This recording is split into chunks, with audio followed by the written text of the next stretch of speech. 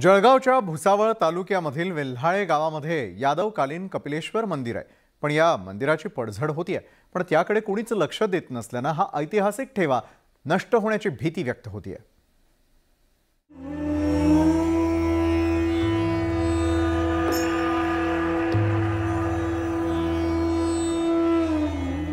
बावीसाव्या दशकातलं हे यादवकालीन हेमाडपंथी कपिलेश्वर मंदिर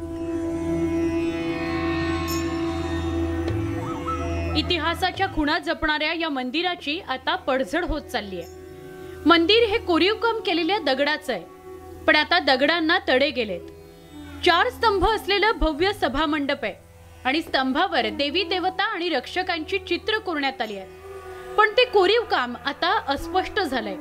अनेक ठिकाणी भेगा पडल्यात, काही ठिकाणी झाडं उगवली आहेत। गाभाऱ्यातील शिवपिंड कदंब पुष्पाकृती आहे।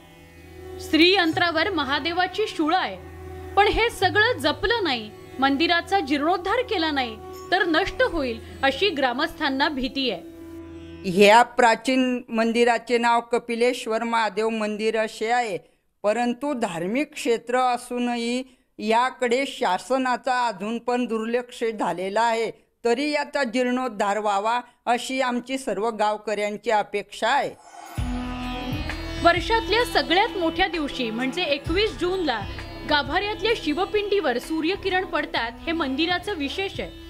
महादेवाच्या आरतीतही वेल्हाळे गावाचा उल्लेख आहे। इतिहासाच्या खुणा जतन व्हाव्यात अशी ग्रामस्थांची अपेक्षा आहे। पुरातत्व विभागाचं याच्याकडे एकदम दुर्लक्ष असल्यामुळे ह्या मंदिराची परिस्थिती एकदम दयनीय झालेली आहे। तसे पाहिल्यास या जागृत मंदिराला पर्यटन स्थळ म्हणून जाहीर करण्यात यायला पाहिजे, परंतु तशी कितीही आम्ही हालचाल करून पाहिली, पण शासन एकदम दुर्लक्षित असल्यामुळे आम्ही काहीही करू शकत नाही। इतिहासाची साक्ष देणारं अनेकांचं श्रद्धास्थान असलेलं या कपिलेश्वर मंदिराची डागडुजी व्हावी अशी वेल्हाळे गावकऱ्यांची इच्छा आहे। त्यांची ही इच्छा लवकर पूर्ण व्हावी अशी अपेक्षा। भुसावळहून इम्तियाज अहमदसह ब्युरो रिपोर्ट, न्यूज 18 लोकमत।